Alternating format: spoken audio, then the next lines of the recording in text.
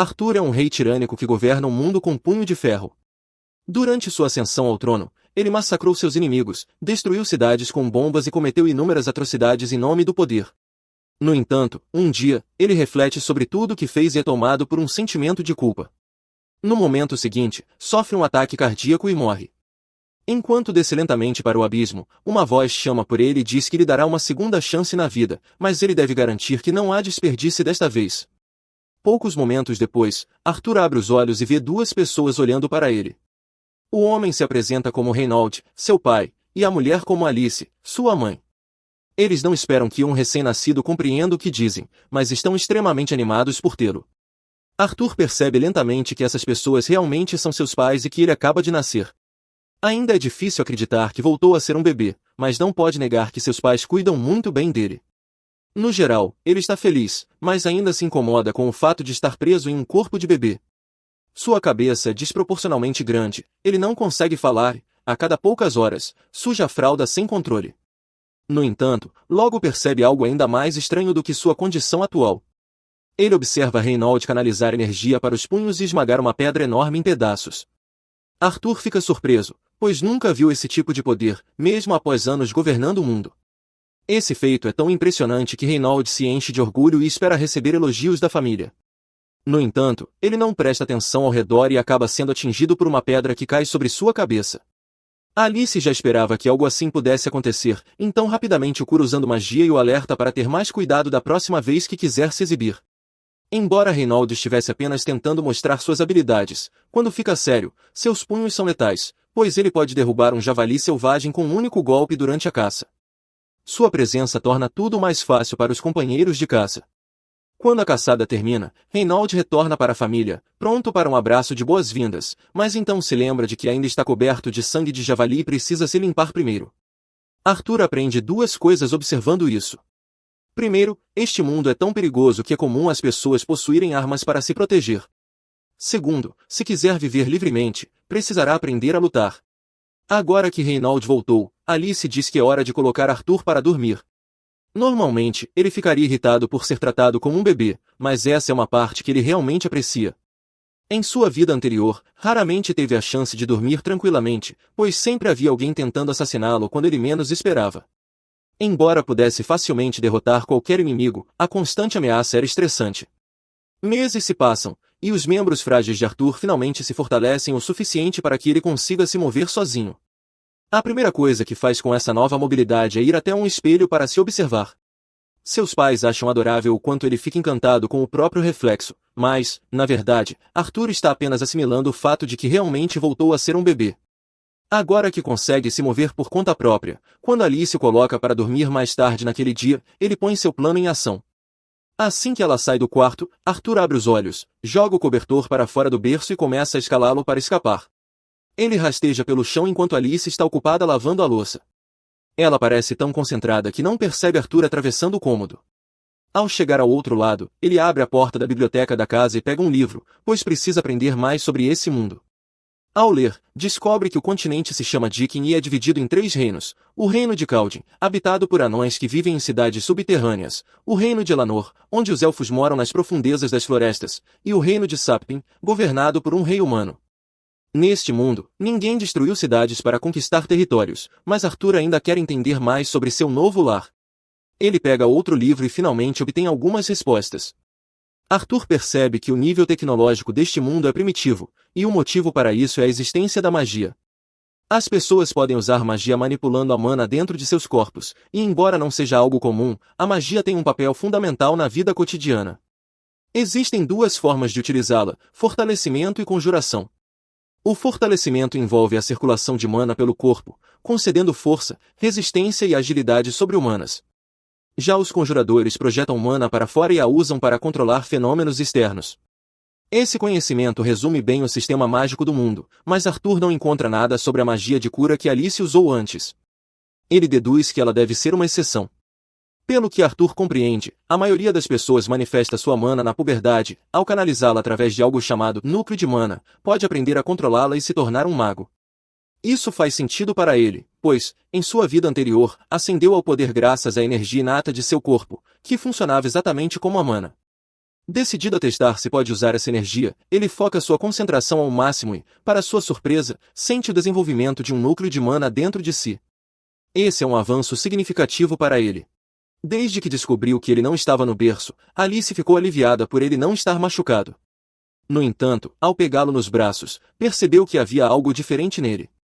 Arthur ficou preocupado, pensando que ela pudesse ter sentido a mana dentro dele, mas, na verdade, Alice apenas notou que ele havia se sujado de novo. 2 anos se passaram, e Alice escrevia em seu diário. Ela estava muito grata por Arthur estar crescendo forte e saudável, mas começava a se preocupar porque nunca tinha visto o filho sorrir desde o nascimento. Então, ela notou Reynald e Arthur do lado de fora, e parecia que Reynald estava dando lições de espada para Arthur. O garoto parecia bastante interessado, mas Alice ficou furiosa ao ver Reynald deixando uma criança de apenas 2 anos balançar um bastão perigoso. Arthur já havia percebido que deixar Alice irritada não era uma boa ideia, então sabia que teria que tomar cuidado para não enfurecê-la. Para evitar que ele participasse de outras atividades perigosas, Alice decidiu levar Arthur para um passeio pela cidade. Arthur ficou particularmente animado com essa oportunidade, pois isso lhe permitiria reunir informações valiosas sobre o mundo. Ele podia avaliar o nível tecnológico do reino observando as armas vendidas ao público em geral e também teve contato com substâncias que nunca havia visto antes. Mas o melhor de tudo foi testemunhar um mago conjurando magia de fogo de perto. No fim das contas, a viagem do dia foi incrivelmente valiosa para ele. Ao final do dia, o corpo infantil de Arthur estava exausto por toda a atividade, e ele mal conseguia se manter acordado. Alice queria colocá-lo para dormir assim que chegassem em casa. Apesar das limitações dessa nova vida, Arthur passou a gostar de viver com pais amorosos. Em sua vida passada, ele foi deixado à própria sorte sem nenhuma ajuda, cresceu em um orfanato e nunca conheceu o amor parental. Ter pais dedicados era uma mudança agradável para ele. Arthur logo adormeceu no ombro de Alice, que começou a carregá-lo até o berço. No caminho, ela lhe disse o quanto estava orgulhosa por ele estar aprendendo tanto. Alice sabia de todas as vezes que ele escapava do berço para ler livros e percebeu o quanto ele ficou animado ao ver o mundo exterior. Para ela, isso significava que Arthur tinha um espírito aventureiro, provavelmente herdado de Reynald. Mais cedo ou mais tarde, ele certamente desejaria partir para explorar o mundo. Pessoalmente, Alice preferia que ele levasse uma vida pacífica ali, mas, se ele estivesse feliz, ela o apoiaria, não importava o que acontecesse. No dia seguinte, Arthur estava parado junto à janela, observando enquanto Reynald começava seu treinamento no quintal. Ele estava interessado em ver a aplicação da magia de perto e, por isso, assistia atentamente enquanto Reynald começava a circular mana pelo próprio corpo. Eventualmente, algumas pedras começaram a se erguer do chão, e Reynald parecia bastante satisfeito com isso, mas, na realidade, o resultado era bem medíocre. Esse era o limite da habilidade de Reynald em conjuração, pois sua especialidade era magia de fortalecimento, sendo muito mais eficiente quando aplicada ao próprio corpo. Ver o poder do pai motivou Arthur a treinar, e ele estava prestes a descer da mesa quando Alice anunciou que era hora da soneca. Arthur ainda não sabia falar, então começou a reclamar enquanto passavam pelo estante de livros. Alice, no entanto, disse que não havia tempo para leituras, pois ele precisava dormir. Normalmente, não havia nada que Arthur pudesse fazer a respeito, mas ele havia recentemente aprendido uma técnica lendária, fazer bico. Ele dominou a arte de usar sua fofura como arma, e, mesmo que Alice ainda quisesse colocá-lo para dormir, acabou cedendo e deixou que ele lesse um livro. Assim que ficou sozinho, Arthur começou a praticar com sua mana. Nos últimos 2 anos, ele havia progredido bastante. Ao reunir pequenos fragmentos de mana dentro do próprio corpo, conseguiu formar um núcleo de mana. Embora fosse incrivelmente exaustivo, o esforço valeu a pena. Agora, com apenas um pouco mais de esforço, ele deveria ser capaz de lançar seu primeiro feitiço. No entanto, Arthur subestimou drasticamente a força da própria magia e, sem querer, explodiu a casa. Alice e Reynald estavam do lado de fora quando a explosão ocorreu. Foi tão intensa que as costas de Reynald ficaram gravemente queimadas, mas, fora isso, ambos estavam bem. No entanto, logo perceberam que Arthur ainda estava dentro da casa quando ela explodiu. Desesperados, correram para dentro para verificar se ele ainda estava vivo. Não havia como um bebê ter sobrevivido a uma explosão daquela magnitude, mas, ao chegar à biblioteca, Reynald ficou chocado ao ver que Arthur não apenas estava completamente ileso, como também havia sido a causa da explosão. Ele tinha apenas 3 anos, então, teoricamente, não deveria ser possível usar magia antes dos 12 anos. No entanto, Arthur já era praticamente um mestre da mana. Ele olhou orgulhoso para os pais, mas se esqueceu de que a casa estava desmoronando. Quando duas vigas do teto começaram a cair diretamente sobre ele, foi completamente pego de surpresa. Tentou correr, mas suas pernas curtas de bebê o traíram, e parecia que seu fim havia chegado. Felizmente, tanto Alice quanto Reynald correram para salvá-lo. Enquanto Alice o protegeu com o próprio corpo, Reynald usou magia para bloquear os escombros e salvar os dois. Arthur ficou surpreso, pois essa era a primeira vez que alguém arriscava a própria vida por ele.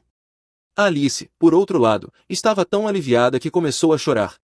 Arthur ainda não estava acostumado a ter pessoas que se importavam com ele, então vê-la chorar por ele o fez chorar também. Ele nunca poderia ter feito algo assim em sua vida anterior, pois se esperava que ele fosse um rei impiedoso. Em certo momento, um homem tentou assassinar Arthur. Depois que foi capturado, todo o conselho se reuniu e se preparou para sentenciá-lo por seus crimes. E além disso, planejavam mandar a esposa e o filho do homem para um campo que nunca ouviu falar da Convenção de Genebra. Ou seja, estavam condenados a serem torturados e usados como cobaias em experimentos. Por quê? Por que não? O homem começa a implorar a Arthur que poupe sua família, pois eles não merecem sofrer pelas ações dele. Como um ato de misericórdia, Arthur decidiu matá-lo ali mesmo. Isso era basicamente uma segunda-feira comum para ele naquela época. Mas agora, ele passa suas segundas-feiras treinando com seu pai. Reynald quer que Arthur pratique com manoplas, mas Arthur já tem uma vida inteira de experiência com espadas, então não quer trocar sua arma principal. Como Arthur está tão determinado a usar uma espada, Reynald decide usar uma também. E, para tornar as coisas mais interessantes, ele reforça sua espada com mana. No entanto, para sua total surpresa, Arthur faz exatamente a mesma coisa e corta a espada de Reynald com facilidade. Ao ver isso, Reynald percebe que Arthur é talentoso demais para que ele continue treinando o menino. Então começa a considerar a ideia de contratar um professor profissional e vai conversar com Alice sobre isso. Alice nega imediatamente a ideia, pois não suporta a ideia de mandar Arthur para alguma cidade aleatória só para que ele aprenda algo. Eles já tinham conversado sobre isso, Reynald deveria ensinar Arthur a lutar, enquanto ela o ensinaria sobre magia. Mas Reynald aponta que Arthur conseguiu cortar sua espada durante o treino, mesmo ela estando infundida com mana, e o menino ainda é só um bebê, pelo amor de Deus. Se ele já faz coisas assim com tão pouca idade, quem sabe do que será capaz no futuro? Por isso, Reynald acha importante que ele tenha um professor de verdade. Alice não pode negar que Arthur é incrivelmente talentoso, mas ainda odeia a ideia de deixá-lo sozinho numa escola da cidade. Então ela e Reynald começam a discutir por alguns minutos, sem chegar a um acordo. Arthur já está cansado de tanta discussão e então aponta que eles podem simplesmente ir com ele para a cidade. Assim, ele pode ter um professor e seus pais não precisarão deixá-lo sozinho. Os dois não tinham percebido que essa era uma opção, mas isso resolve todos os seus problemas. Então acham a ideia ótima e imediatamente começam os preparativos para a viagem. No dia seguinte, uma carruagem chega para levá-los à cidade. Eles vão viajar com alguns velhos amigos, e Arthur os reconhece, são as mesmas pessoas que ajudaram Alice e Reynald a reconstruir a casa depois que ele a explodiu. Eles fazem parte de um grupo chamado Chifres Gêmeos. O líder, Adam, se apresenta a Arthur. Angela também se apresenta, ao mesmo tempo em que sufoca Arthur num abraço que quase o faz desmaiar. Alice observa tudo feliz da vida. Por sorte, antes que Arthur apague, Daryl tira de perto de Angela e também se apresenta, mas é bem mais gentil, apenas dá um high fives no garoto. Arthur então nota uma garota em pé no alto da carruagem. Dá para ver que ela está tentando se exibir, pois não há motivo algum para estar em cima da carruagem naquele momento. Ela não diz nada, então os outros contam a Arthur que o nome dela é Jasmine. A última integrante do grupo é Ellen, a arqueira. Com as apresentações finalmente concluídas, o grupo precisa seguir viagem. Todos sobem nas carroças e partem. No caminho, Alice pergunta a Arthur se ele está empolgado com sua primeira grande viagem. Ele responde que sim, mas por dentro está pensando em como esse mundo é primitivo. Eles ainda usam carruagens puxadas por cavalos para viajar, enquanto no mundo antigo de Arthur ele tinha uma frota de carros voadores que ele poderia usar a qualquer momento. Depois de viajarem quase o dia todo, o grupo decide fazer uma pausa para o almoço. Então, montam um acampamento. Mas assim que param, são atacados por lobos. Apesar disso, os lobos são bem burros, pois nem sequer tentam cercar o grupo, apenas avançam diretamente e são abatidos instantaneamente pela equipe de aventureiros. Arthur acha tudo muito interessante, já que é a primeira vez que vê um combate real neste mundo, e ele pretende se tornar forte o suficiente para lidar com ameaças como essa sozinho em breve. Como agora tem bastante carne de lobo, o grupo decide cozinhar para o jantar, mas estão sem temperos, então será apenas carne grelhada simples. Nesse momento, Alice percebe que o braço de Reinaldo está levemente ferido, então se oferece para curá-lo. Mas antes que ela comece, Jasmine pede que ela espere um pouco. Todos se reúnem em volta de Alice para fazer guarda, porque curandeiros como ela são extremamente raros nesse mundo. Se alguém a visse usando magia de cura, ela poderia se tornar um alvo. Quando Alice termina de curar Reinaldo, todos voltam ao que estavam fazendo antes. Mas Adam decide que quer fazer um pouco de exercício antes de dormir. E não há melhor maneira de fazer isso do que lutando com uma criança de 4 anos. Parece uma atitude cruel, mas Adam ouviu falar da força de Arthur e quer ver com seus próprios olhos. É apenas um treino. Adam diz para Arthur se preparar e já imbuir sua lança com mana. Arthur faz o mesmo. Quando o duelo começa, Arthur canaliza um pouco de magia para os pés. Assim, no momento em que está prestes a colidir com Adam, ele desaparece e reaparece atrás dele. Essa teria sido a chance perfeita para Arthur atacar, mas seus pés de criança escorregam no chão. Ele perde o equilíbrio, e Adam consegue se recuperar. Arthur e Adam começam a se enfrentar, mas dá para perceber que o orçamento da animação foi negativo. De qualquer forma, Arthur acaba sendo arremessado para trás, já que seu corpo de criança é leve demais para acompanhar um aventureiro experiente, e acaba lançado no ar. Felizmente, os outros o salvam antes que ele atinja o chão e todos começam a gritar com Adam por quase machucar Arthur. Mas Adam diz que não conseguiu evitar, pois Arthur era forte demais para ele se conter. Não havia como uma criança daquela idade ter tanta força. Então ele acha que Reinaldo deve estar fazendo algum tipo de treinamento de super soldado com ele. Mas, na verdade, Reinaldo nunca ensinou nada daquilo para Arthur, ele aprendeu tudo sozinho. Nesse momento, Jasmine se aproxima de Arthur e o assusta sem querer. Ela ficou realmente impressionada com a luta de Arthur e pede para ele ensiná-la a fazer aquela coisa com a magia nos pés. Arthur queria manter a técnica em segredo, já que era algo que dominou em sua vida passada, mas ela não aceita um não como resposta. E, pelo olhar dela, ele sabe que ela vai insistir até que ele ceda. Então talvez ele tenha que ensiná-la eventualmente. Na manhã seguinte, a jornada continua como planejado. E, ao longo do caminho, fazem algumas pausas para descansar. Nessas pausas, Adam dá algumas lições básicas de lança para Arthur, e ele o ensina a usar um arco poucos minutos depois. Com algumas lições básicas, Arthur consegue entender rapidamente. O único conhecimento sobre armas que Arthur tinha da vida passada era com a espada, então essas lições são muito valiosas para ele. Arthur estava aprendendo tanto com os outros que decidiu ensinar sua técnica para Jasmine. Afinal, ao canalizar magia nos pés e usar magia do vento ao mesmo tempo, é possível aumentar a velocidade de forma impressionante. Depois de demonstrar uma vez, Jasmine conseguiu reproduzir perfeitamente. Mais tarde, Arthur estava lendo um livro de magia na carruagem, mas, por alguma razão, Jasmine também estava lá, apenas observando. E não era coincidência, pois ela aproveitava toda oportunidade para se aproximar dele. Na manhã seguinte, Jasmine deu a Arthur uma faca como agradecimento por tê-lo ensinado, e ficou claro que ela realmente gostava dele, já que geralmente não interagia com ninguém de forma intencional. Poucos minutos depois, todos voltaram às carruagens e continuaram a viagem. Mas, enquanto Arthur lia seu livro, a carruagem foi atacada por bandidos e ficou completamente cercada, sem para onde ir.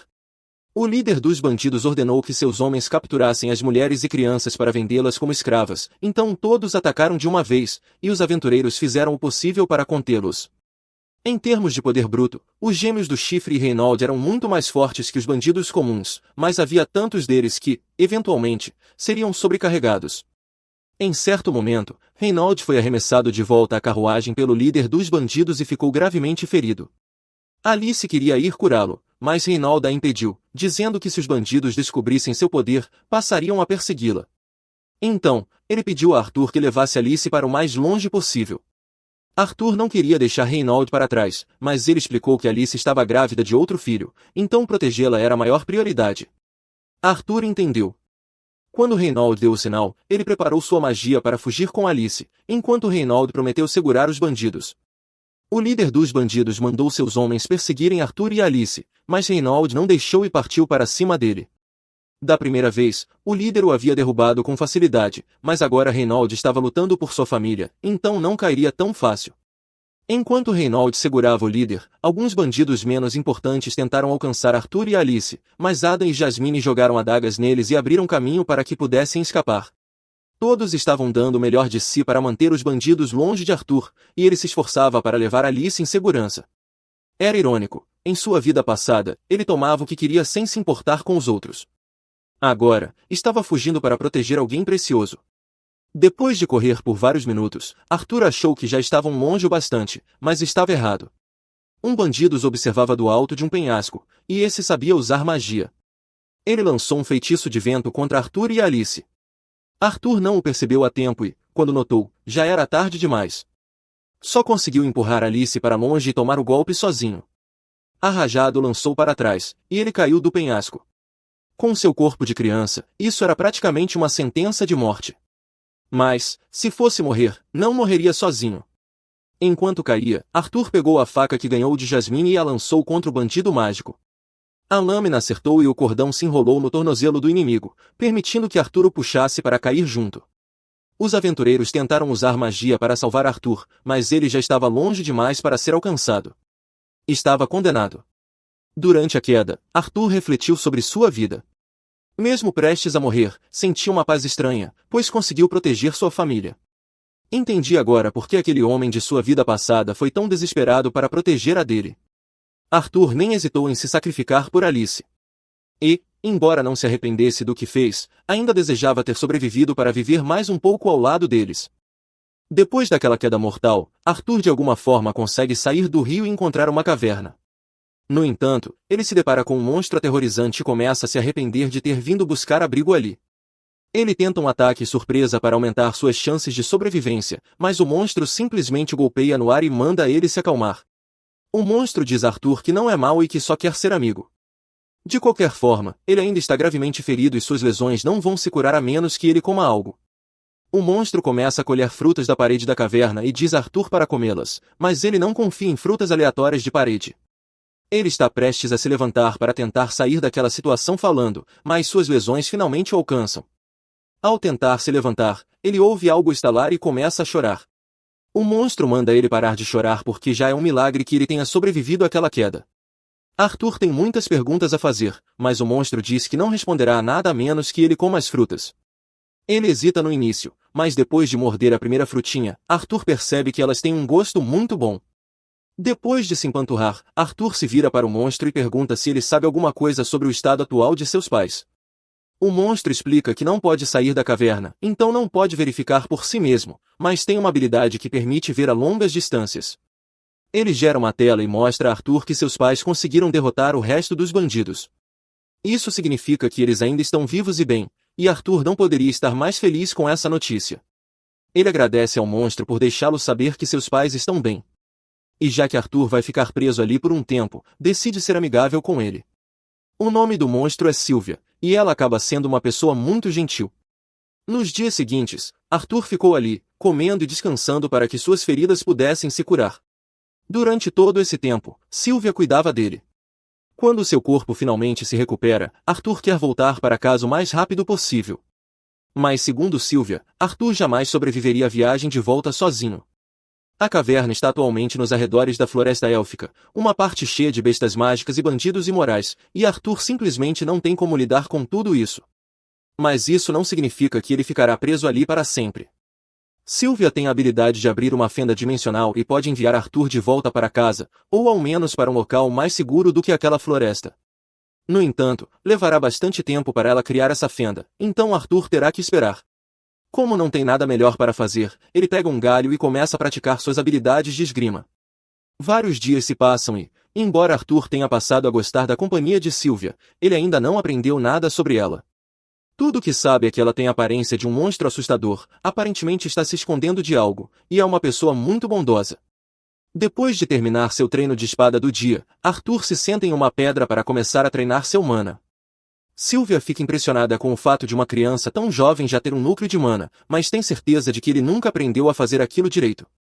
Ela estende a mão, e uma grande quantidade de mana começa a se acumular ali.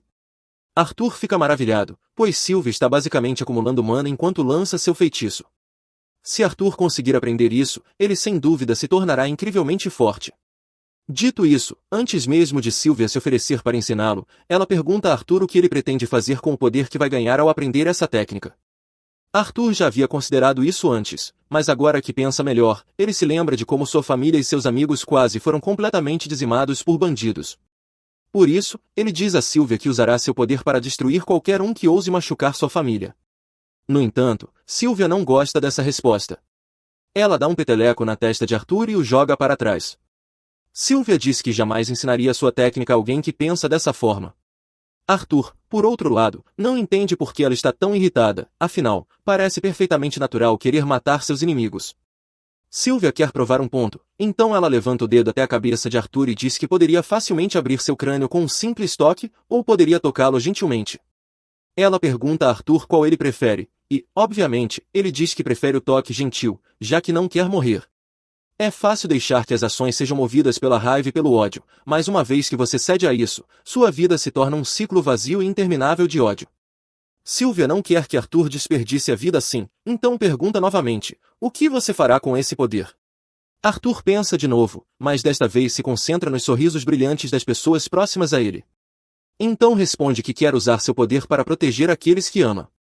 Sylvia gosta muito mais dessa resposta. Enquanto isso, fora da caverna, um monstro que se parece bastante com Sylvia parece estar rastreando-a e está bem perto de encontrá-la. No antigo mundo de Arthur, ele era o rei, mas isso não significava que ele detinha todo o poder. Quem realmente estava no comando eram os senadores. Arthur era basicamente um agente de guerra convocado sempre que os senadores precisavam que ele cometesse atos indescritíveis de violência, mas ele nunca gostou de viver assim. De volta ao presente, Sylvia está ensinando Arthur a usar sua técnica. Depois de mostrar como se faz, ela pede que ele tente sozinho. Arthur começa a condensar o mana do ar ao redor e, uma vez que pega o jeito, consegue usar esse mana para se fortalecer. Ele já sente a diferença na sua força, então corre até Sylvia para agradecê-la por tê-lo ensinado. Porém, Sylvia de repente sente alguém se aproximando, então empurra Arthur para dentro de um monte de pedras e manda ele ficar quieto. Arthur não tem ideia do que está acontecendo, então dá uma espiada e vê outro monstro que se parece exatamente com Sylvia. Sylvia parece conhecê-lo e fica surpresa que ele tenha conseguido encontrá-la ali. Mas o segundo monstro não quer perder tempo e exige que Sylvia vá com ele. Sylvia recusa, então ele imediatamente começa a atacar. Arthur quer ajudar Sylvia, mas ouve a voz dela em sua cabeça, pedindo que não se preocupe com ela. O outro monstro tenta convencer Sylvia a cooperar, dizendo que, caso contrário, ele será obrigado a matá-la. Mas Sylvia prefere morrer a obedecer. Então ela começa a reunir mana e revela sua verdadeira forma. Acontece que Sylvia é um dragão, e nessa forma ela consegue usar muito mais poder do que antes. Ela dispara uma enorme rajada contra o outro monstro, que bloqueia o ataque.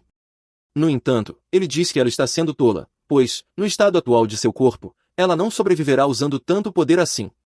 Sylvia está bem ciente de que provavelmente morrerá por causa disso, mas não se importa, pois viveu uma vida longa e feliz. Ela consegue empurrar o outro monstro contra a parede, mas ele ainda não está fora da luta e se levanta novamente, pronto para atacar. Várias explosões atingem Sylvia. Ela sofre muitos danos com esses ataques, mas nesse momento está mais preocupada com Arthur do que consigo mesma, porque a luta está perigosamente próxima do local onde ela o escondeu. Outro monstro lança mais um ataque contra ela e, como não pode desviar sem atingir Arthur, Sylvia usa todo o seu poder para interceptar o ataque e parar o tempo temporariamente. Enquanto o tempo está congelado, ela chama Arthur para sair de seu esconderijo. Ele obedece, já que parece seguro e ele quer fazer perguntas sobre tudo o que está acontecendo, especialmente sobre o fato de ela ser um dragão. Mas não há tempo para isso agora. O poder de parar o tempo logo vai acabar, e ela precisa tirar Arthur dali o quanto antes. Sylvia abre a fenda dimensional que estava preparando, mas devido aos ferimentos e à falta de tempo para finalizar o feitiço, o portal acaba se conectando a um lugar desconhecido, em vez da casa de Arthur. Ela queria evitar mandá-lo para a floresta, por ser perigosa, mas não tem escolha. De qualquer forma, acredita que Arthur pode sobreviver sozinho e encontrar o caminho de volta com a técnica que ela ensinou. Por isso, não está mais preocupada com a segurança dele. Ela então pergunta novamente para que ele pretende usar o seu poder. Arthur, sem hesitar, responde que só o usará para proteger sua família. Sylvia fica satisfeita com essa resposta, pois entende que ele não usará o poder de forma egoísta. Antes que ele parta, há algumas coisas que ela quer lhe dar. Ela forma um ovo e uma pena diante de Arthur, pedindo que ele envolva o ovo com a pena e cuide bem dele. Como presente de despedida, Sylvia também imprime sua vontade no corpo de Arthur, na forma de marcas em seus braços. Arthur fica confuso ao perceber que ganhou tatuagens que cobrem seus braços por completo, mas Sylvia já não tem forças para explicar.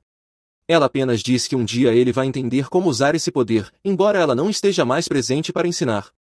Sylvia também se desculpa com Arthur, revelando que, na verdade, poderia tê-lo teleportado de volta para sua família desde o começo, mas se divertiu tanto com sua presença que não quis que acabasse. Por causa disso, acabou colocando-o em perigo com sua decisão egoísta.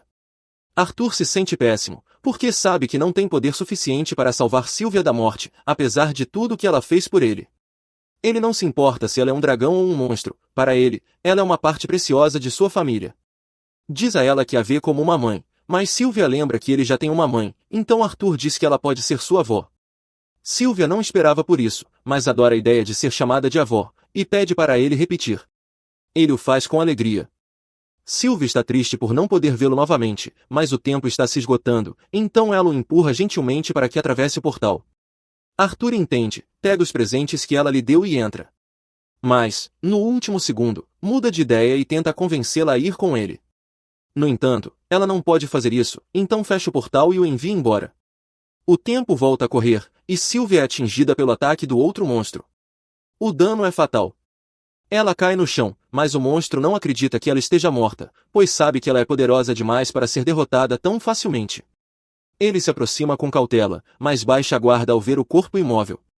Assim que chega perto, Sylvia reúne toda a sua energia restante e dispara um ataque que o incinera junto com tudo ao redor em um raio de 1 metro.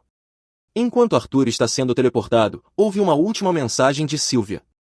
Ela pergunta se ele se lembra do que ela disse sobre o uso correto do poder, e Arthur responde que sim, embora ainda esteja triste com tudo o que aconteceu. Sylvia diz que o mundo é um lugar triste, e coisas assim vão acontecer de vez em quando. Por isso, Arthur precisa mudá-lo para melhor. Arthur protesta, dizendo que não tem capacidade para algo assim, mas Sylvia não espera que ele mude o mundo de uma vez só, ele pode começar aos poucos. Afinal, essa não é a primeira vez que ele tenta controlar o mundo. Sylvia sabe da vida passada de Arthur como rei. E, embora não concorde com a forma como ele governou naquela época, tem certeza de que, se ele não se deixar consumir pelo ódio, poderá se tornar um grande rei que tornará o mundo um lugar melhor. Um tempo depois, Arthur acorda no chão e jura que vai cumprir o pedido de Sylvia. Mas, antes disso, precisa encontrar uma maneira de sair daquela floresta. Após ser teleportado para a Floresta Élfica, Arthur começa sua jornada de volta para casa. Mas, enquanto caminha, ouve de repente um grito aterrorizante vindo do outro lado da mata. Parece o grito de uma garotinha. Imediatamente, ele concentra a mana nos pés e começa a correr para verificar o que está acontecendo. Ele salta para o topo de uma árvore alta para ter um bom ponto de observação. Lá de cima, vê claramente um grupo de bandidos sequestrando uma menina. Ela tenta escapar, mas os bandidos já a agarraram e tapam sua boca para impedir que ela continue gritando. Como a menina é uma elfa, os bandidos planejam vendê-la como escrava no mercado negro por um bom lucro assim que deixarem a floresta. Então, amarram a garota e a colocam na parte de trás da carroça. Enquanto Arthur observa tudo acontecer, tem flashbacks do momento em que ele e sua família também foram atacados por bandidos. Ele se lembra de ter ouvido os bandidos falarem sobre mantê-lo vivo junto com as mulheres para vendê-los como escravos depois, e isso o enfurece profundamente. Seu primeiro impulso é massacrar todos os bandidos por cometerem um crime tão horrível, mas ele se lembra do que Sylvia lhe disse sobre controlar a raiva. Então, respira fundo e tenta se acalmar. Arthur entende que, se atacasse naquele momento, poderia colocar a vida da garota em risco. Por isso, decide ser paciente e esperar pela chance certa de agir. Todos os bandidos entram na carroça e começam a sair da floresta, e Arthur os segue de perto pelas sombras. Ao anoitecer, os bandidos são forçados a parar para descansar e montar acampamento, já que não conseguem viajar no escuro. Arthur fica pensando se deve continuar seguindo-os até chegarem a uma cidade humana ou se deve atacá-los ali mesmo. Mas, ao ouvir um dos bandidos dizer que sua raça favorita são os elfos, Arthur percebe que não pode deixá-los sozinhos com a menina por mais tempo. Ainda assim, precisa esperar anoitecer completamente antes de agir. Então, ele se senta e começa a meditar para se preparar mentalmente para o banho de sangue que está por vir. Assim que está escuro o suficiente, Arthur abre os olhos e começa a planejar o ataque. Ele percebe que os bandidos têm um grupo de lobos com chifres presos por coleiras, e acha estranho que os lobos obedeçam humanos tão facilmente. Ao observar melhor, vê que os animais estão usando coleiras mágicas que os forçam a obedecer. Arthur decide usar isso a seu favor e joga algumas pedras nos lobos para agitá-los. Os bandidos ouvem os uivos e o líder manda um deles ir calar a boca das malditas feras. O bandido se levanta e dá um chute no pescoço de um dos lobos para fazê-lo parar de latir. Nesse momento, com o inimigo distraído, Arthur aproveita a oportunidade. Ele invoca uma lâmina de mana e salta atrás do bandido. Em segundos, ele já foi morto com um golpe. Arthur pega a arma dele, e quando o outro bandido aparece para ver o que está acontecendo, Arthur pula em suas costas e corta sua garganta. 2 bandidos mortos, mas o corpo de Arthur já começa a sentir o cansaço, então ele precisa agir rápido. Outro bandido se aproxima para ver por que os 2 anteriores estão demorando tanto. Arthur tenta matá-lo de forma rápida também, mas infelizmente erra os órgãos vitais. O homem grita e alerta os outros da presença de Arthur. O líder dos bandidos percebe que Arthur é um mago, então sabe que não será uma luta fácil. Mas ele também não quer matá-lo, pois vender um garoto mago no mercado negro renderia ainda mais do que a elfa. O líder começa a canalizar magia nos braços e ataca Arthur. Arthur pula para trás e tenta contra-atacar com um chute, mas o bandido consegue desviar. Ele tenta surpreendê-lo jogando uma faca, mas o bandido a pega no ar e a usa contra ele. Como resultado, Arthur é jogado no chão, e o bandido ergue pelos tornozelos para zombar. Diz que Arthur não tem chance contra um adulto em termos de força, e Arthur percebe que ele está certo. Então, decide atacar com magia. Ele lança uma bola de fogo diretamente no joelho do bandido. Enquanto o homem grita de dor, Arthur o apunhala na cabeça com a faca. Agora, só falta eliminar o bandido que havia sido ferido antes. Depois que ele também é morto, Arthur corre para verificar a situação da menina na carroça. A garota esteve vendada o tempo todo e não faz ideia do que aconteceu. Arthur a tranquiliza, dizendo que todos os bandidos foram derrotados e que ela está segura agora. O nome dela é Tessia. Quando Arthur a ajuda a sair da carroça, diz que ela pode voltar para casa. Mas Tessia nota um pouco de sangue na mão de Arthur e se preocupa com ele. Arthur entende que é natural que crianças fiquem assustadas ao ver sangue, então conclui que não seria uma boa ideia deixá-la ver os corpos espalhados pelo chão. Ele pede que ela espere um pouco e vai cobrir os cadáveres com uma lona. Tessia pergunta o que aconteceu com os sequestradores, e Arthur não quer admitir que os matou, então diz apenas que eles sofreram um acidente e não a incomodarão mais. A garota não faz mais perguntas. Arthur pega os pertences dela da carroça dos bandidos e se despede, pois precisa continuar sua jornada. No entanto, Tessia segura o braço dele e implora para que fique, pois está com medo de ficar sozinha. Se Arthur a deixar ali, ela pode ser devorada por fantasmas das árvores ou algo assim. Ele pergunta se ela sabe o caminho de volta, e ela diz que sim, mas não sabe quanto tempo levará para chegar à sua vila. Arthur não gosta da ideia de fazer uma excursão, mas sabe que Tessia não sobreviveria sozinha, então concorda em escoltá-la até em casa. Ele olha para os lobos capturados pelos bandidos e até considera usá-los como transporte, mas como não sabe como controlar lobos, decide deixá-los para trás. Tessia insiste que, ao menos, deveriam remover os colares mágicos dos lobos para que eles possam voltar à floresta. Arthur alerta de que os lobos podem atacar assim que os colares forem retirados, mas ela acredita que ficará bem, já que não fez nada para irritá-los. Além disso, como moradora da floresta, é seu dever cuidar das criaturas que vivem ali. Ela acaba tirando os colares dos lobos, e como esperado, eles simplesmente voltam pacificamente para a floresta. Na manhã seguinte, Arthur e Tessia seguem em direção à Vila dos Elfos e, após um tempo, fazem uma pausa para comer. Arthur prepara um ensopado simples e diz que ela precisa comer para ter energia para a longa jornada. Tessia comenta que o cheiro está esquisito, e Arthur admite que não é exatamente um mestre da culinária. O prato é feito apenas com carne seca e sal, então o gosto não é dos melhores, mas é melhor do que ficar com fome. Tessia pergunta por que Arthur veio até a floresta de El-Shair, já que é raro humanos aparecerem por ali, ainda mais uma criança sozinha. Arthur explica como se separou da família e acabou chegando naquele lugar. Eles continuam conversando, e ele pergunta como é viver no reino de Eleanor. Tessia diz que adora o lugar. Embora seus pais estejam sempre ocupados com trabalho, ela passa a maior parte do tempo com seu avô e sua serva.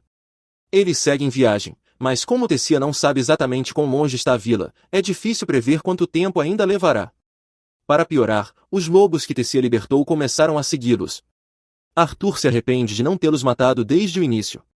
Naquela noite, Arthur decide montar guarda do lado de fora da tenda para proteger Tessia de um possível ataque dos lobos. Depois de um tempo, Tessia abre a barraca e pede para ele dormir ao lado dela. Arthur diz que não está com sono e prefere continuar vigiando do lado de fora, mas Tessia implora, dizendo que está com medo de ficar sozinha. Arthur cede e decide fazer a guarda de dentro da tenda por ela. Apesar de fingir que não está assustada, ela exige que Arthur fique ao seu lado o tempo todo. Antes de dormir, Tessia pergunta se é verdade que todos os humanos são pervertidos que se casam com várias esposas. Arthur fica chocado com a pergunta e quer saber de onde ela ouviu isso. Tessia responde que foi seu avô quem disse. Arthur admite que pessoas assim existem, especialmente na família Grarit, mas que no geral, os humanos são modestos. Tessia acredita nele e adormece logo em seguida. Os lobos não atacam, e pela manhã, os dois continuam a jornada. Tessia está cada vez mais próxima de Arthur e, agora que conseguiu esquecer os mercadores de escravos, parece bem mais feliz. No entanto, ela ainda é completamente sem habilidades de sobrevivência e não consegue nem atravessar um riacho sozinha. Arthur precisa carregá-la. De repente, Arthur sente uma dor estranha e pulsante no peito, sem saber o que está acontecendo com ele. Tessia corre em busca de ervas medicinais que possam ajudar, mas Arthur sente que não se trata de uma doença comum. Enquanto ele está encostado em uma árvore, o lobo de antes aparece, e Arthur entra em pânico, pois está sem condições de lutar. Tessia retorna com as ervas e Arthur alerta para ficar longe, temendo que o lobo possa ser perigoso. Para sua surpresa, o animal simplesmente deixa um porco morto diante dele e vai embora. Arthur fica sem entender nada, mas Tessia supõe que o lobo estava tentando agradecê-lo pela ajuda anterior. Naquela noite, eles acampam e assam carne na fogueira. O sabor é muito melhor que o do ensopado, e Tessia adora.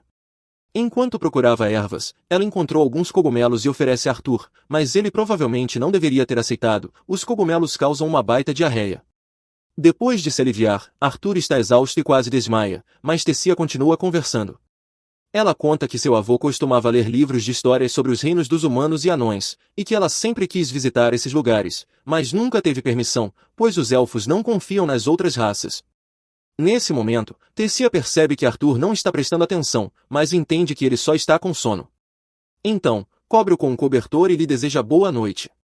Na manhã seguinte, eles retomam a jornada, mas a dor no peito de Arthur piora. Tessia se desculpa por não poder ajudar, mas ele diz que não é nada grave. Mudando de assunto, Tessia pergunta se pode chamá-lo de Gart, pois já o considera um amigo. Afinal, passaram muito tempo juntos e ficaram bastante próximos. Arthur diz que não se importa e aceita ser seu amigo. Tessia se surpreende com a reação calma dele. Arthur então faz uma piada, dizendo que vai valorizar cada momento em que a grande Lady Tessia o considerar amigo, mas isso a irrita, e ela manda ele parar de agir como uma criança. Arthur acha engraçado, já que foi ela quem insistiu para que ele ficasse ao seu lado o tempo todo porque estava com medo. Tessia responde que aquilo foi totalmente diferente. Brincadeiras à parte, Arthur percebe que Tessia é sua primeira amiga de verdade. Nem em sua vida passada ele teve isso, as pessoas sempre tiveram medo dele, e ele nunca pôde chamar alguém de amigo. De repente, Tessia vê algo familiar e chama Arthur para ver. Ele vai esperando encontrar um galho esquisito ou algo assim, mas se depara com uma enorme árvore com um portal em seu centro. Tessia explica que aquilo é a entrada da Vila dos Elfos e estende a mão para ele, convidando-o a ir com ela. Os guardas exigem que Arthur explique quem permitiu que um humano como ele entrasse em suas terras sagradas. Arthur se volta para Tessia, esperando que ela esclareça a situação, mas, ao vê-la em silêncio, sente-se traído, achando-se tolo por um dia tê-la considerado uma amiga. Porém, a verdade é que Tessia hesitava apenas porque ainda era uma criança. Quando os guardas anunciam que irão executar Arthur, ela finalmente intervém, defendendo-o e afirmando que ele salvou sua vida. Mesmo assim, os guardas mantêm a suposição de que Arthur a havia manipulado mentalmente para fazê-la acreditar nisso. Como se fosse possível. De qualquer forma, o único homem sábio e sensato das terras élficas aparece, saindo do mesmo portal de teletransporte, e ordena que soltem Arthur.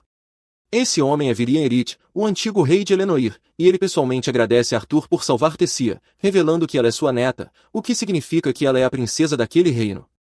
Arthur fica completamente chocado com a revelação, pois jamais imaginaria que Tessia fosse da realeza, julgando pelo comportamento dela durante o tempo em que estiveram juntos. Os pais de Tessia, o rei Aldwin e a rainha Mariel Erit, chegam instantes depois e finalmente se reencontram com sua filha desaparecida após dias de separação.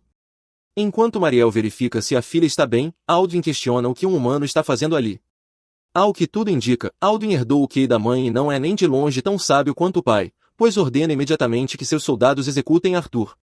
Virian intervém mais uma vez, declarando que foi ele quem ordenou aos guardas que se contivessem. Ele explica a Aldwin que Arthur salvou a preciosa Tessia, mesmo sendo considerado um bárbaro humano.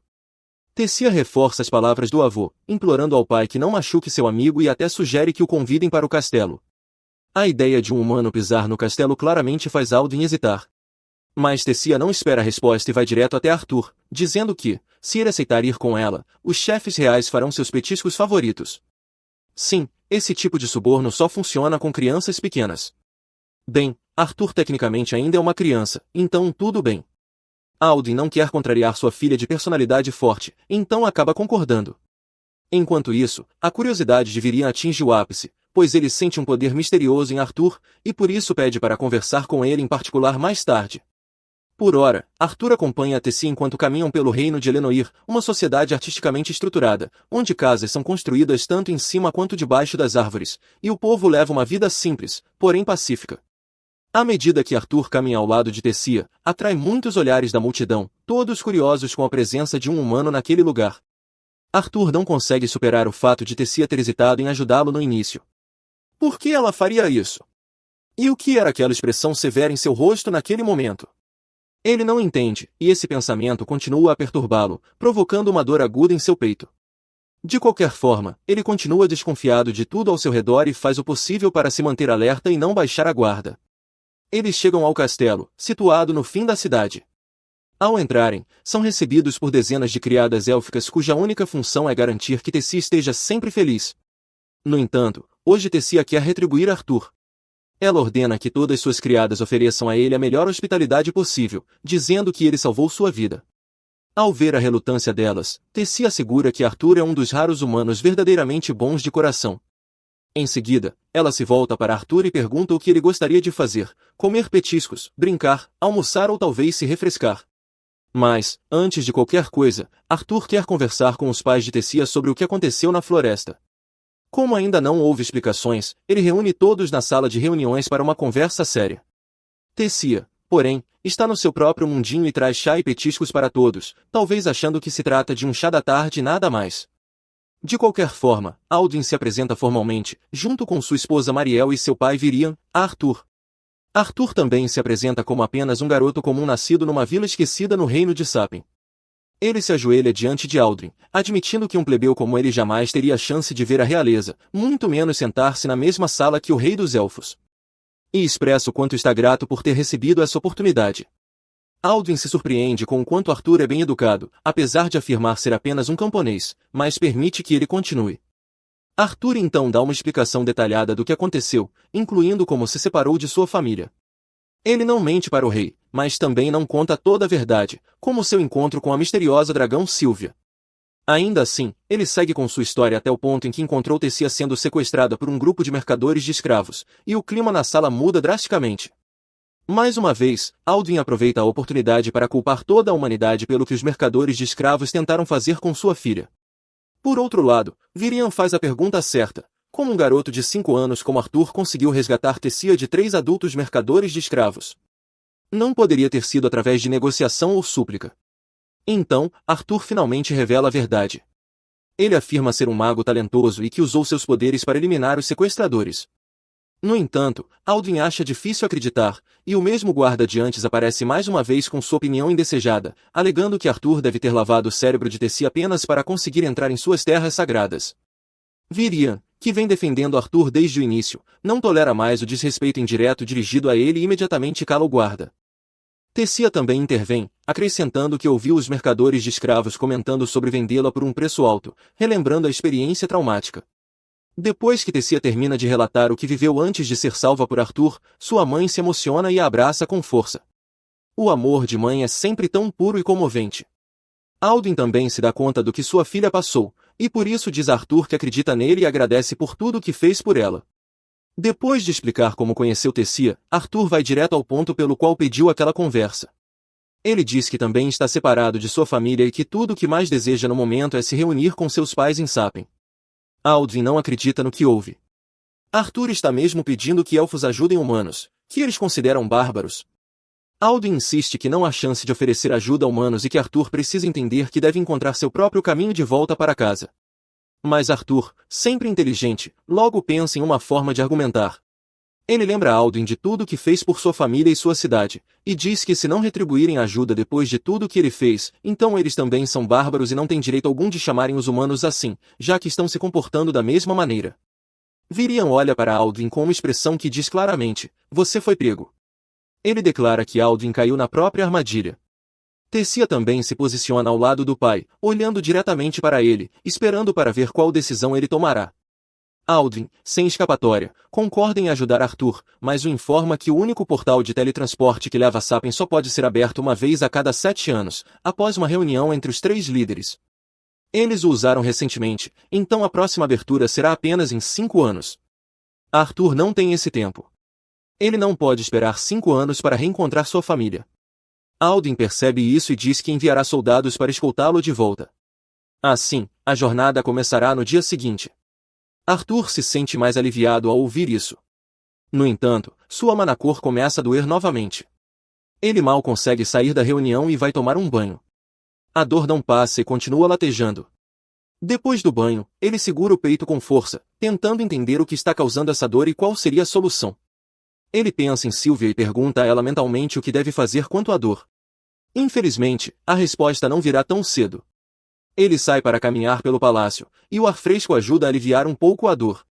Ele pensa em seus pais e o quanto sente falta deles. Ele se pergunta se ainda estão vivos, mas conclui que são fortes demais para morrerem tão facilmente. Então, acredita que estão bem. Quando ergue os olhos e vê Tessia com os pais, começa a imaginar se sua família também o receberá com tanta alegria ou se ficarão com raiva por ele ter ficado tanto tempo longe.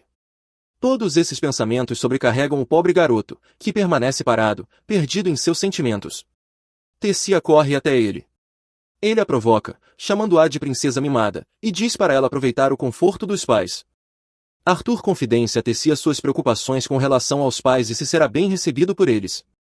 Ela segura seu rosto com ternura e se surpreende com sua insegurança. Como assim seus pais não ficariam felizes com seu retorno? Para ela, pais sempre se preocupam com os filhos, e certamente os deles estão angustiados com seu desaparecimento. Enquanto conforta, flores conhecidas como Shiny Bellflowers começam a cair sobre eles. Tessia as reconhece e comenta sobre o que são, mas Arthur, ao vê-las, se lembra do momento em que entrou na cidade e achou que Tessia o trairia. No entanto, sente-se aliviado por ela não ter feito isso. Ainda assim, aquelas flores parecem familiares de outro jeito. O que Tessia vê como flores, ele vê como armas. Ele já as viu em batalhas do passado. Sem entender direito o motivo, ele se desculpa com Tessia, que fica confusa, e afirma que também gosta das flores. Em seguida, arremessa uma delas de volta, acreditando ser uma arma lançada por alguém. Para sua surpresa, o remetente era ninguém menos que Virian. Arthur o confronta, perguntando por que estaria atacando a própria neta, mas Virian sorri com desdém e questiona se alguém realmente poderia ser atacado por algo tão inofensivo. Tessia corre até Virian e implora para que deixe Arthur em paz, dizendo que ele é diferente dos outros humanos e que é uma boa pessoa. Ela pede que o avô pare de provocá-lo. Virian, no entanto, afirma que não o está provocando. Para ele, Arthur é o primeiro humano interessante que já viu, e por isso não vai deixá-lo escapar. Com magia, ele faz Tessia sentar e pega um bastão, desafiando Arthur para um duelo. A luta começa, e Arthur dá tudo de si. Ele usa todo o seu mana, mas logo percebe que Virian é mais rápido. Por mais que tente, não consegue acertar um único golpe. Em uma tentativa mais agressiva, Virian quebra seu bastão, e um pedaço quase atinge Tessia. Arthur a protege a tempo. Ele então decide usar magia. É uma magia poderosa, daquelas que poucos conseguem suportar. Mesmo assim, Virian a repele. Após diversas tentativas, Arthur consegue finalmente acertar Virian na cabeça. O elfo, ao invés de se irritar, fica ainda mais animado. Ele pede uma segunda rodada, mas Tessia se levanta e cutuca seu avô, pedindo que deixe seu arte em paz. Virian retruca dizendo que Arthur não é o garoto inocente que ela pensa. Na verdade, foi Arthur quem o provocou e quase o venceu. Arthur rejeita esse tipo de reconhecimento, dizendo que Virian está superestimando suas habilidades. Virian, então, faz um pedido inesperado, que Arthur se torne seu discípulo. Arthur considera a ideia, pois parece vantajosa. No entanto, ao pensar em seus pais e no fato de não saberem se ele está bem, ele hesita. Conta sua preocupação a Virian, que afirma haver uma maneira de informar aos seus pais que está bem sem precisar voltar imediatamente para casa. Arthur se interessa, mas antes que receba explicações, Virian libera uma energia em seu corpo. Ele sente novamente dores em seu mana, e Virian confirma sua suspeita. Arthur recebeu a vontade da besta. A única forma de sobreviver e evitar a morte é tornando-se discípulo de Virian. Arthur se vê em um estado onde não consegue se mover. Seu coração dói com uma dor aguda, e enquanto tenta conter essa dor, uma aura escura escapa de seu peito. Ela toma a forma de um ser misterioso e assustador. Arthur, com medo, fecha os olhos, se perguntando se aquela criatura é uma manifestação de suas ansiedades internas ou talvez de suas responsabilidades. Quando o monstro se aproxima, prestes a machucá-lo, uma voz fraca o chama. É Tessia. A voz dela calma seu coração o suficiente para que ele desperte. Ao abrir os olhos, Arthur encontra Tessia sentada sobre ele. Tessia lhe deseja um bom dia, mas ele a ignora e finge voltar a dormir, chamando-a de monstro do seu sonho. Brincadeiras à parte, Tessia informa que o avô está esperando por ele do lado de fora. Mas Arthur não lhe dá atenção, então ela o arrasta para fora da cama, mandando-o arrumar o cabelo bagunçado. Arthur responde dizendo que o cabelo dela parecia o da Medusa há poucos segundos. Enquanto ele troca de roupa, Tessia pergunta se ele vai mesmo ficar ali, e Arthur responde que ainda não decidiu, chamando-a de princesa. Tessia, irritada com a formalidade, o belisca nas costas e diz que ficará muito brava se ele chamá-la de princesa de novo. Arthur comenta que ela já está brava, o que o faz se perguntar se ela pode ficar ainda mais furiosa do que está agora. Depois de se arrumar, Arthur sai do castelo com Tessia, e vê em uma carruagem onde Alduin implora a Virian que não permita que Arthur fique ali. Alduin e sua esposa Marielle têm um preconceito irracional contra todos os humanos, como já sabemos. Mas Virian não dá ouvidos e entra na carruagem, deixando claro que gosta de Arthur e que sua decisão é final. Tessia escuta Alduin e mais uma vez defende Arthur, dizendo que ele deveria poder ficar ali, já que salvou a vida dela. Alduin responde admitindo que é grato, mas não o suficiente para permitir que um humano espalhe sua imundície em terras sagradas. Virian se irrita com as palavras de Alduin e manda o filho calar a boca, afinal, ele é o rei e deveria ter mais juízo. Em seguida, Virian manda Arthur e Tessia subirem logo na carruagem. Pouco depois, eles partem para o local onde vive um velho amigo de Virian. Tessia adormece no ombro de Arthur, e Virian pede que ele a deixe dormir, explicando que ela acordou cedo porque aquele é um dia importante que decidirá o futuro de Arthur. Virian lamenta que a neta tenha vivido em um ambiente solitário até agora e que o motivo dela não ter amigos é que todos tentaram explorá-la. Por isso, Tessia se manteve distante das pessoas. Ao ouvir tudo aquilo, Arthur entende por que Tessia fica irritada quando ele a trata formalmente como princesa. Virian diz que Tessia só sorri de verdade quando está com Arthur, e agradece por ele ser amigo dela, fazendo Arthur perceber o quanto ela o valoriza. Arthur nota como Virian é um homem bondoso e decide confiar plenamente nele a partir de agora. Logo, a carruagem chega ao destino e os deixa em frente a uma casa que parece a casa do Frodo, de O Senhor dos Anéis. Arthur se pergunta quem é o dono daquela casa misteriosa e por que alguém tão importante fez o antigo rei ir pessoalmente visitá-lo. Virian, que vinha agindo como realeza o tempo todo, de repente se comporta como um velho comum, batendo o pé na porta e chamando a dona da casa de velha bruxa. Sem resposta, ele encosta o ouvido na porta para escutar, mas é surpreendido quando ela se abre com força, jogando no chão. A velha diz que consegue ouvir perfeitamente bem e não precisa que ele grite nos ouvidos dela. Virian se levanta e apresenta Ranzinza a Sr. Arthur e Tessia como Rainha Darcassen. Segundo Virian, Rainha é uma maga especial, poderosa o suficiente para realizar o desejo de Arthur. Arthur fica aliviado ao ouvir isso e diz que é uma honra conhecer alguém como ela. Rainha gosta da educação do rapaz e os convida a entrar. Arthur observa o local e só encontra um balde de água, então pergunta como ela pretende ajudá-lo a se comunicar com seus pais se não há nenhum equipamento de comunicação por ali. Rainha explica que é uma vidente, um tipo de maga que consegue ver fragmentos do passado e do futuro de alguém. Ela tenta demonstrar seus poderes em Arthur, mas se surpreende ao não conseguir enxergar muita coisa. Chamando Arthur de alguém especial, ele diz a Rhianna que não quer saber do seu futuro, só deseja de alguma forma contar aos pais que está vivo e que não devem se preocupar com ele. Rhianna aceita e pede que Arthur olhe para o reflexo da água dentro de um balde, instruindo-o a focar em pensar nos pais enquanto faz isso. Ela então usa seus poderes mágicos sobre ele. Assim, Arthur consegue ver sua mãe, Alice, e seu pai, Rei, almoçando juntos, ainda de luto por ele, comentando que hoje seria o aniversário dele. Ambos relembram o infeliz incidente em que perderam Arthur e como ainda não conseguiram seguir em frente mesmo depois de se estabelecerem na cidade. Rei se juntou à força de segurança da cidade e começou a viver numa mansão com Alice, cuidando dela e do bebê em sua barriga. Enquanto choram ao pensar em Arthur, ele finalmente fala com os dois, dizendo que está vivo e bem, e que está atualmente na Terra dos Elfos. Explica que está falando com eles através de um tipo especial de magia e também menciona que ainda não pode voltar, pois há algo errado com seu corpo que precisa ser corrigido. Mas pede que não se preocupem, prometendo que ficará bem e implora que não se culpem pelo que aconteceu naquele dia. Ao encerrar a comunicação, dizendo quanto os ama, Alice abraça Rei, emocionada por saber que o filho está vivo. Arthur está com os olhos cheios de lágrimas. Ele não quer mais ver os pais em um estado tão miserável. Então faz um juramento de se tornar competente o suficiente para nunca mais causar esse tipo de sofrimento, pedindo a Vian que o aceite como discípulo. Mas sua determinação em treinar não é facilmente aceita, considerando que Alduin e Mariel não estão de acordo com a ideia de ele permanecer com eles. Um humano na cidade élfica não é motivo de celebração. Virian e Tessia vão se reunir novamente com Alduin. Tessia tenta convencer o pai, dizendo que o garoto que estão rejeitando salvou sua vida 2 vezes. Se insistirem em não aceitá-lo, estarão criando o precedente de que os elfos retribuem o bem com o mal. Alduin não se importa com isso. Seu dever é proteger o interesse do seu povo, e ele teme que os cidadãos não aceitem Arthur. Virian também intervém. Ele nunca teve um discípulo antes. Então diz a Alduin que, se está pedindo Arthur como discípulo, é porque confia que o garoto é bom. Sem ter muita escolha, por causa do carinho pelo pai e pela filha, Alduin aceita deixar Arthur ficar. Mas ainda tem uma preocupação, se o povo aceitará Arthur. Ele pergunta a Virian quem assumirá a responsabilidade se algo der errado. Virian nem pensa 2 vezes antes de aceitar levar a culpa. Alduin e Mariel saem para receber Arthur. Alduin se coloca diante de Arthur, admitindo que foi duro quando ele chegou à cidade, e que a culpa não é dele, mas da forma como os humanos são vistos. Arthur percebe a mudança óbvia de atitude.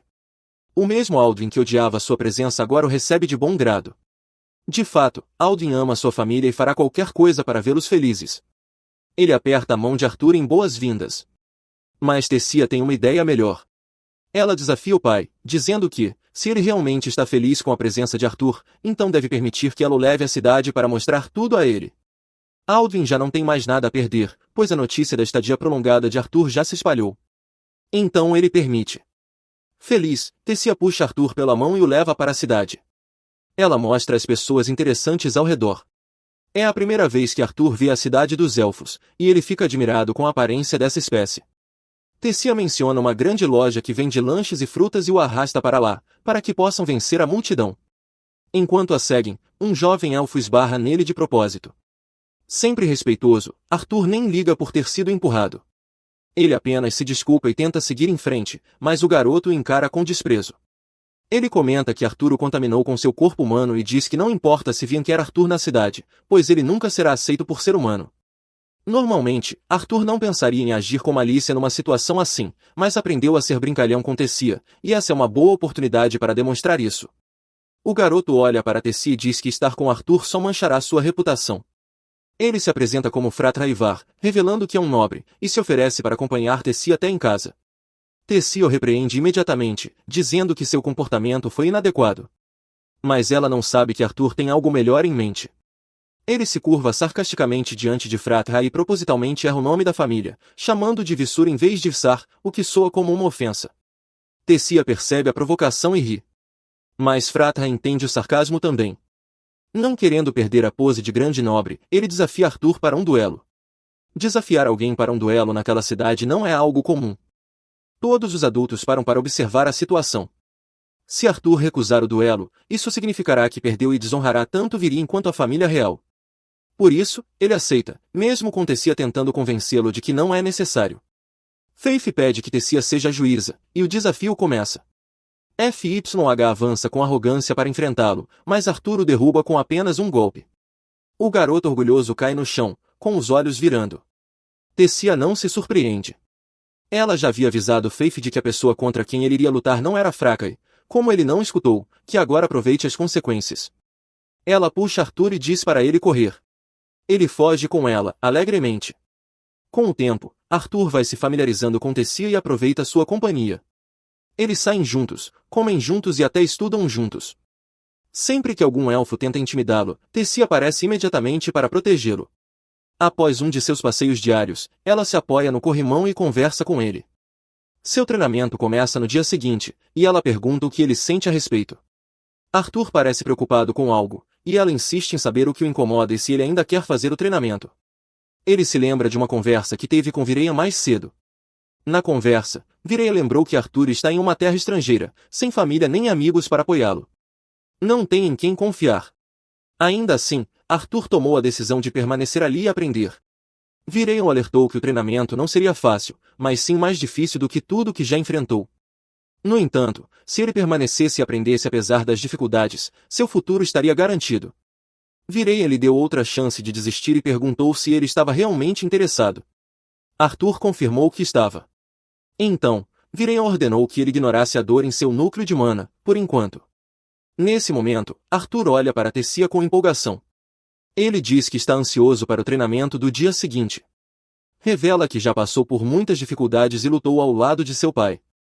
Sabe que nada do que viveu se compara ao que está prestes a enfrentar agora, mas está determinado a continuar firme e acredita que ficará mais forte. Tessia estende a mão e diz que também dará o seu melhor. Ele pergunta, dar o melhor em quê?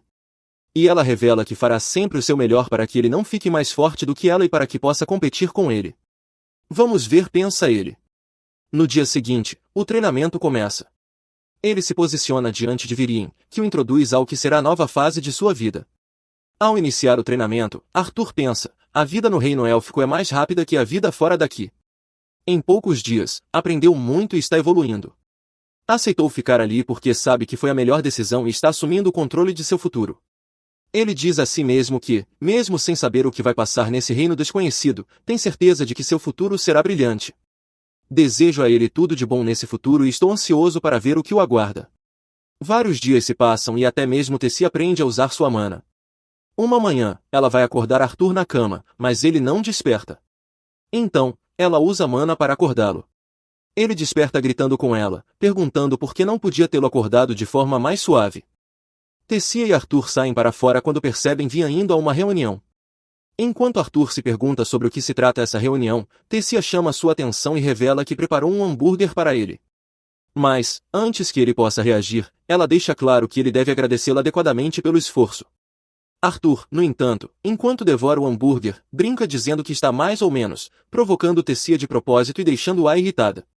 Após o café da manhã, eles vão juntos ao campo de treinamento, onde começam a lutar corpo a corpo sob a supervisão de Vireia. Depois de um tempo, Vian lhes entrega espadas de madeira, aumentando a intensidade do treino. Arthur volta a provocar Tessia, chamando-a de princesinha bonitinha, e ela responde que vai espancá-lo para que aprenda a lição. Conforme se acostumam a treinar com espadas de madeira, Vireia decide levar o treinamento ao próximo nível. Quando terminam a luta, ele os reúne para discutir magia. Segundo Virin, uma vez que uma pessoa desbloqueia a mana neste mundo, ela pode ganhar afinidade com um dos 4 elementos, fogo, água, vento ou terra. O elemento com o qual alguém ressoa depende em parte da sua raça. Por exemplo, elfos são geralmente afinados com o vento, enquanto outras raças costumam ter maior controle sobre água ou terra. Os anões, especificamente, são melhores com magia de terra e fogo. Já os humanos, por motivos narrativos, têm potencial para manipular todos os 4 elementos. No entanto, isso não significa que um humano possa controlar todos eles. Uma pessoa pode ter afinidade com apenas um elemento, e essa afinidade é completamente aleatória. Vireyan também menciona casos extremamente raros e aparentemente improváveis em que humanos conseguem controlar múltiplos elementos, o que levanta a suspeita de que Arthur seja um deles. Tessia pergunta por que Arthur não treinou seu corpo utilizando magia, como ela fez. Viren explica que Arthur é fraco demais para isso, pois seu núcleo de mana contém uma vontade de besta que está desequilibrando a relação entre seu corpo físico e sua magia, o que causa as dores no peito. Arthur suspeita que essa vontade de besta tenha relação com Sylvia, mas sabe que ainda é cedo para concluir qualquer coisa. Vireyan diz que, para tratar esse problema, é necessário entender completamente o que está acontecendo dentro de Arthur. Tessia brinca, perguntando se ele sente dor toda vez que ela o atinge durante o treinamento, e ele admite que ela bate forte mesmo. Arthur então explica por que Tessia ficou mais forte de repente, ou pelo menos quase tão forte quanto ele. Os elfos despertam sua mana por volta dos 10 anos, e Tessia, que tem 9, acabou de despertar. Ela inclusive destruiu seu quarto enquanto dormia. Isso lembra Arthur de quando ele próprio despertou sua mana e explodiu a casa dos pais quando ainda era um bebê. Para desenvolver ainda mais o talento de Tessia, ela começou a treinar ao lado de Arthur. Um dia, durante o treinamento, Vireyan decide que é hora de Arthur despertar sua vontade de besta. Para incentivá-lo a dar esse passo difícil, Vian diz que, se o ritual for bem sucedido, Arthur não sentirá mais dor e se tornará um verdadeiro domador de bestas. Intrigado, Arthur senta para que Viren conduza o ritual. Viren explica que primeiro precisa acender uma chama no núcleo de mana de Arthur, garantindo que ele sentirá apenas um calor por dentro. Viren transfere sua própria mana para Arthur, mas algo inesperado acontece. Arthur grita de dor e libera toda sua mana interna, jogando Viren e Tessia para longe. Ao fim do ritual, Arthur cai inconsciente. Assim que entende o que aconteceu, Viren leva Arthur de volta ao castelo e permanece ao seu lado até que ele acorde. Depois de se certificar de que Arthur está bem, Viren pergunta se ele conhece a vontade de besta dentro dele. Arthur responde vagamente que era a vontade de um dragão. Viren já suspeitava disso, e como dragões são criaturas lendárias, ele faz Arthur prometer que nunca contará a ninguém sobre isso, pois pessoas mal-intencionadas podem tentar roubar sua vontade de besta, o que levaria a conflitos perigosos. Agora que a vontade de besta de Arthur foi despertada, Viren diz que ele poderá voltar para casa depois de 4 meses, surpreendendo Arthur, que acreditava que teria que permanecer ali por mais 2 anos. Viren explica que haverá um evento de intercâmbio cultural dentro de 4 meses, organizado pelos 3 reinos, e que uma entrada para a cidade Zius, onde os pais de Arthur vivem, será aberta. Arthur fica abalado ao perceber que, quando viu Viren saindo para uma reunião no outro dia, ele estava, na verdade, indo se comunicar com os outros reinos apenas por causa dele. Isso o deixa emocionado. Viren lhe diz para ficar feliz, pois ele vai se reencontrar com seus pais. Arthur então se pergunta como Tessia reagirá a essa notícia. Viren o tranquiliza dizendo que Tessia já foi informada por seus próprios pais. Mais tarde, naquela noite, Arthur conversa com seu ovo de dragão sobre a partida, quando o ovo começa a brilhar. Ao começar a chocar, Arthur se apavora imaginando o que pode haver dentro. Mas, quando a casca se rompe, um dragãozinho adorável, quase como um gatinho, aparece. Imediatamente, Arthur se encanta com a fofura dela. No entanto, quando ela morde seu braço como um filhote, ele percebe que ela não é tão amigável assim. Na verdade, a mordida foi para lançar um selo nele. E agora, Arthur finalmente pode ouvi-la, embora o que ela diga seja um monte de sons confusos. Ainda assim, ele se alegra por poder ouvir sua voz. Ele a chama de Sylvie, em homenagem à sua mãe, Sylvia, e se pergunta qual é o significado do selo em seu braço. De qualquer forma, ele mal acredita que se tornou pai com apenas 8 anos. A chegada do novo mascote é surpreendente, e a expectativa sobre como o resto da comunidade reagirá a essa novidade, especialmente Tessia, por causa de sua personalidade alegre. Na manhã seguinte, Tessia chega como de costume para acordar Arthur. Como ele dorme profundamente, seu toque leve não surte efeito. Ela então remove o cobertor e vê a criatura estranha. Seu grito é tão alto que acorda Arthur, mas ao contrário do que se esperaria, não é um grito de medo. Tessia está entusiasmada com a nova criatura. Ela pega no colo e a acaricia como um bebê. Juntos, vão até o campo de treinamento para encontrar Viren. No caminho, Tessia tenta de tudo para fazer Sylvie gostar dela e ir até ela. Mas Sylvie, ou melhor, a fera, só prefere seu mestre. Quando chegam ao campo de treinamento, Viren não se surpreende. Ele pergunta se aquela criatura é resultado da assimilação da vontade da besta, e Arthur confirma. Ao olhar para Sylvie, Arthur pensa no quanto ela pode se sentir rejeitada pela sociedade. Mesmo sem ele dizer nada, Viren percebe sua preocupação e o tranquiliza, dizendo que não haverá problema. Ninguém acreditaria que se trata de um dragão de verdade, então podem apenas dizer que é uma besta mágica especial. O treino daquele dia começa oficialmente, e Viren explica que, agora que Arthur despertou sua mana bestial, ele deve treiná-la também. E qual a melhor forma de treinar do que em um duelo físico? Viren se transforma em sua besta espiritual. A criatura é aterradora, o som, a energia, e até a luz sombria que emana dela intimidam as crianças. Para piorar, Viren manda Arthur enfrentá-lo. Arthur mal consegue vê-la e desiste rapidamente, admitindo a derrota. Viren volta à sua forma de elfo e explica que a criatura se chama Pantera Sombria, uma besta que usa som e luz de forma tão furtiva que se torna praticamente invisível. Apesar de poderosa, ela consome muita energia. Como já terminou de bully com Arthur, Viren pega um bastão para treinarem como pessoas normais. Dias se passam, depois semanas, talvez até meses. Arthur treina sua vontade bestial e sua mana.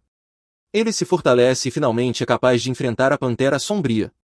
Com a abertura do portão se aproximando, Tessia começa a sentir o peso da iminente ausência de Arthur. A cidade celebra uma festa antes do intercâmbio, mas Tessia não consegue aproveitar, pois seu amigo partirá. Arthur tenta convencê-la a pelo menos sorrir. Em outro dia qualquer, enquanto caminha pela cidade, um garoto esbarra nele e o encara de forma estranha por ser humano. O garoto é FYTH, lembra dele? O mesmo elfo que havia desafiado Arthur para um duelo e perdeu com um único golpe. Ele se aproxima novamente e pergunta se Arthur se lembra dele. Arthur, sinceramente, diz que não. Quem o culparia? FYTH parece insignificante. Tentando se explicar, o garoto insiste que está pronto para uma revanche, pois agora sabe que pode vencê-lo. O resultado não muda, Arthur o acerta e ele cai no chão. Tessia diz a Arthur quem é o garoto, e Arthur estende a mão em cumprimento. Surpreendentemente, FYTH aceita o aperto de mão, revelando que tudo o que queria era ser amigo de Arthur, e que ficou triste quando Arthur não lhe estendeu a mão da primeira vez. Eles conversam, e Arthur descobre que FYTH também participará do programa de intercâmbio. FYH revela que todos os filhos dos nobres estão indo. Ele não sabe disso, já que Tessia não disse que também irá. Ele olha para ela para perguntar se ela vai, mas Faith responde que ela não irá porque não querem que sua princesa frágil se perca de novo. Frágil. Essa não é uma palavra que se deveria usar para a tia, considerando o quão forte ela é. E, como ele acha que ela é frágil, ela precisa mostrar o quanto é forte. Ela o acerta e ele voa pelos ares, caindo como uma bola em um castelo inflável. Ele desmaia imediatamente. Nunca vi uma princesa bater em seu subordinado antes. Acho que essa foi a primeira vez. Vendo como a situação está se desenrolando, Arthur rapidamente arrasta para longe.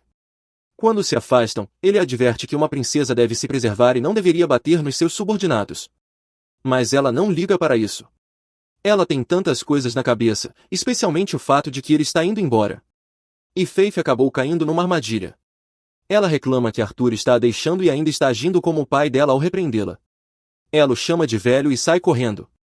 Ela vai para o quarto chorar, e Arthur, percebendo que ela está abatida, vai até lá pela janela, segurando flores de sino. Ela o nota pela janela e vai até ele. Ele coloca a flor em sua orelha e a convida para sair com ele. Eles caminham pela floresta, apesar dos avisos que receberam sobre não irem até lá. Em seguida, ele acende uma fogueira para aquecê-los e eles se sentam para conversar. Ela começa a ficar sonolenta, e ele a incentiva a dormir, mas ela quer continuar com ele. Eles começam a conversar sobre o mundo humano, mas ela acaba adormecendo. No dia seguinte, Arthur se prepara para partir. Viria lhe dar uma bússola para que não se perca, e também diz que a bússola tem o símbolo de Aerelite, então, se ele quiser voltar, saberá o caminho. Virian também revela, de forma disfarçada, que sabia sobre a escapada deles na noite anterior. Antes de partir, Arthur pergunta por Tessia, mas presume que ela está abatida demais para se despedir. Quando ele está em frente ao portal com as outras crianças, Tessia chama seu nome e corre até ele. Ela até tropeça no caminho. Ela o segura, lembrando de não pular refeições quando voltar para casa. Ele a abraça, dizendo que vai sentir sua falta. Em lágrimas, ela responde que também vai sentir falta dele. E o portal se abre. É de fato uma despedida emocionante. Após uma longa viagem, Arthur retorna ao reino humano. Ao pousar no reino de Zeus, ele fica feliz por poder ver seus pais novamente. Ele caminha até sua casa, se prepara e bate na porta. Uma garotinha corre até a porta para abri-la. Ele olha para a doce menina diante dele, sabendo que é sua irmã. Seus pais correm até a porta, chamando a menina de Eleanor. Quando chegam à porta, estão tão chocados que nem conseguem reagir. Ele sorri para eles, dizendo que voltou. Alice e Reynald não conseguem acreditar nos próprios olhos ao verem Arthur diante deles e o abraçam apertado para recebê-lo de volta. A filha deles diz a Alice que ela não deveria chorar, e Arthur se vira para a menina, percebendo que ela é sua irmã, por quem ele estaria disposto a sacrificar a própria vida. Ele se ajoelha diante da irmã, Helena, e se apresenta, deixando-a bastante surpresa por finalmente ver seu irmão. Em seguida, Arthur entra em casa, onde Alice começa a lhe fazer perguntas sobre o tempo que passou longe. Ele garante que está bem, e até mesmo Reynald pede para que ela pare de sufocar o garoto com perguntas. Enquanto isso, Eleanor sente ciúmes de toda a atenção que Arthur está recebendo dos pais, mas Alice diz para que ela seja amiga dele, pois ele é o irmão de quem tanto falavam nas histórias. Arthur responde que queria muito conhecê-la. Então, o bebê dragão Sylvia pula nos braços da menina. Quando todos se acalmam, Arthur conta em detalhes o que aconteceu após se separar da família. No entanto, ele omite a existência de Sylvia, por não saber como os pais reagiriam, e diz que sobreviveu à queda graças a um golpe de sorte. Ele narra como resgatou Tess e permaneceu no reino élfico durante os anos seguintes, treinando e tratando sua doença. Ele esconde tudo sobre Sylvia e o núcleo de besta que possui, explicando apenas que ela é uma fera de mana que ele adotou após encontrar a mãe dela enfraquecida demais para sobreviver. Seus pais acreditam nele e ficam apenas aliviados por ele estar vivo. De repente, Reynald pergunta em que estágio está o Monor de Arthur, e Alice o repreende por tocar nesse assunto logo após a volta do filho. Arthur, por sua vez, pergunta sobre o trabalho atual do pai, e Reynald se gaba de ser instrutor de segurança em uma famosa casa de leilões.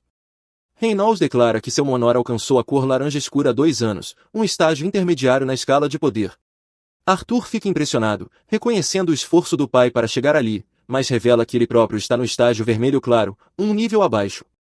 Reynald fica desconcertado por estar prestes a ser superado pelo filho e o desafia para um duelo amistoso, querendo ver o quanto ele evoluiu.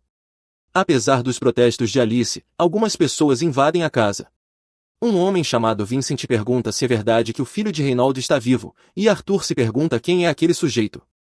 Reynald explica que Vincent é o dono da casa de leilões onde ele trabalha, inclusive, aquela casa também pertence a ele. Arthur cumprimenta Vincent e sua esposa e logo faz amizade com a filha deles, Lilia, graças à fofura de SYLVY. Reynald então convida Vincent para assistir ao duelo entre ele e Arthur no jardim, e todos seguem para lá. Vincent fica surpreso ao saber que o Monor de Arthur está no estágio vermelho claro. Alice explica que seu filho aprende rápido e não teria motivos para mentir. Mesmo assim, Vincent acha difícil de acreditar, pois até mesmo os melhores alunos das academias mais renomadas atingem esse estágio apenas aos 13 anos, e Arthur tem apenas 8. Enquanto isso, Arthur e Reynald terminam o aquecimento e partem um contra o outro. Arthur bloqueia os ataques do pai e contra-ataca, mas Reynald para com facilidade, dizendo que ele ainda precisa melhorar. Contudo, Arthur o surpreende ao usar técnicas aprendidas com Vian, conseguindo empurrá-lo para trás. Reynald admite estar impressionado, mas avisa que não vai dar outra chance. Agora, ele vai lutar a sério. Ele concentra a mana no punho, transformando-o em fogo, o que deixa Arthur surpreso. Nesse mundo, todo usuário de mana nasce com um elemento específico. Para conjuradores, identificar e usar esse elemento é fácil, mas para aumentadores como Reynald, é necessário muita prática e percepção para alcançar esse nível. De repente, Reynald cobre o corpo inteiro com sua mana flamejante e parte para cima de Arthur, que só consegue se defender. Sendo empurrado para trás, Arthur pensa em como, em sua vida passada, usava um poder chamado Kai, que funcionava basicamente como mana, mas permitia ao usuário escolher o elemento desejado. Ele acredita que, por ter nascido sem um elemento específico nesta vida, pode usar todos eles graças ao treinamento acumulado em suas 2 existências. Com isso, acredita ter o necessário para derrotar Reynald. Ele reúne mana nos punhos, que passam a emitir um brilho dourado que surpreende a todos. Arthur corre até o pai e bloqueia seus punhos flamejantes com a aura dourada que emana de suas mãos. O choque da colisão entre os dois gera uma onda de impacto que os afasta. Reynald, então, ataca com mais agressividade e acerta um golpe sólido. Arthur corre novamente para cima do pai, lembrando como usou sua maestria em Kai durante os treinos com Vian, o que melhorou muito seus resultados. Ele dominou o elemento fogo rapidamente, e por isso o velho elfo decidiu levá-lo um passo além. Agora, relembrando o treinamento, Arthur libera novamente a aura dourada, e a transforma em eletricidade. Os raios liberados do corpo de Arthur incendiaram a grama, e Reynald só conseguiu encará-lo, perplexo, ao perceber que Arthur havia dominado a forma superior da magia do fogo. Arthur então lhe disse que era cedo demais para se surpreender, pois ele ainda tinha mais truques. De repente, usou magia da água, manipulando a água da fonte para atacar Reynald. Todos ficaram chocados ao vê-lo usar 2 tipos de magia ao mesmo tempo, e Reynald mal conseguiu desviar do ataque pelas costas. Em seguida, Arthur cancelou seus feitiços e Reynald o abraçou imediatamente. Disse estar orgulhoso e perguntou quando ele aprendeu aquilo. Arthur respondeu que havia aprendido recentemente, mas ainda não dominava bem a água. Enquanto Alice e Helena tratavam aquilo como algo normal, Vincent e sua esposa ficaram sem palavras, convencidos de que Arthur era um gênio. Logo depois, todos voltaram para dentro da casa e se sentaram à mesa, onde Vincent comentou que o futuro de Arthur era brilhante. Reynald concordou, dizendo que sabia disso desde que Arthur despertou seu maná aos 3 anos e destruiu a casa no processo. Vincent se surpreendeu ao ouvir isso e, enquanto Reynald ria orgulhoso, caiu junto com sua cadeira. De repente, Vincent se levantou e sugeriu que mandassem Arthur para a Academia Zirus. Reinald ficou surpreso e perguntou se ele tinha certeza, pois a Academia Zirus era a melhor escola de magos do continente. A esposa de Vincent concordou totalmente, dizendo que os pais de Arthur não precisariam se preocupar com as despesas, pois eles queriam patrocinar a educação dele esperando se beneficiar disso no futuro. Alice ficou nervosa ao ouvir a proposta e comentou que nem sabiam se a academia aceitaria seu filho. Mas Vincent respondeu com confiança que conhecia o diretor da academia e poderia dar um jeito nisso. De repente, Arthur falou que, como o assunto dizia respeito diretamente a ele, deveria ter voz na decisão. Disse que havia acabado de se reunir com a família e não queria se afastar tão cedo. Vincent entendeu seus motivos e então Arthur se despediu, dizendo que estava cansado após o combate. Ele entrou na casa, mas Lily o seguiu, encantada desde que viu seu poder. Ela o avisou que estava indo na direção errada e pediu que a seguisse, pois o levaria a um lugar melhor. Levou Arthur até a cozinha no porão, onde começou a conversar alegremente com os criados, pedindo pratos de carne deliciosos. A velha empregada comentou que Lilia deveria cuidar da dieta, pois havia ganhado peso, e Lilia retrucou mandando que não comentassem sobre isso. Arthur ficou surpreso ao ver esse lado de Lilia, já que ela quase não falava até então. Uma das criadas contou que ela sempre ia lá comer quando estava estressada. Arthur perguntou o motivo e a criada explicou que Lilia e seus pais esperavam que ela despertasse como maga, o que era uma pressão enorme. À noite, Alice e Reinald foram até o quarto de Arthur para conversar mais. Disseram que estavam muito felizes com seu retorno e que também estavam muito orgulhosos. Afirmaram que ele se tornaria um grande mago. Arthur quis contar algo, mas eles o interromperam, dizendo que poderiam conversar sobre isso no dia seguinte. Então, desejaram-lhe boa noite e o deixaram dormir. Na manhã seguinte, Arthur correu para o salão assim que acordou, pois alguns velhos amigos estavam lá para vê-lo. Eram os membros do grupo de seus pais, que ficaram muito felizes ao vê-lo de volta. A mamãe Angela o abraçou com tanta força que ele mal conseguia respirar. Depois, ele trocou um toque de mãos com o tanque Dirk. Adam e Ellen começaram a discutir como sempre, mesmo enquanto davam boas-vindas a Arthur. De repente, Jasmine começou a revistá-lo sem motivo aparente, só porque queria tocá-lo. Depois o abraçou, pedindo perdão e dizendo que tudo era culpa dela. Após esse reencontro emocionante, o grupo começou a contar a Arthur sobre as missões recentes em lugares distantes. E, como de costume, continuaram discutindo por bobagens. Ao ouvi-los, Arthur percebeu que havia muito sobre aquele mundo que ele ainda não conhecia, e que se tornar aventureiro poderia ser uma boa forma de aprender. No entanto, ao olhar para sua família, sentiu que ainda não estava pronto para deixá-los novamente.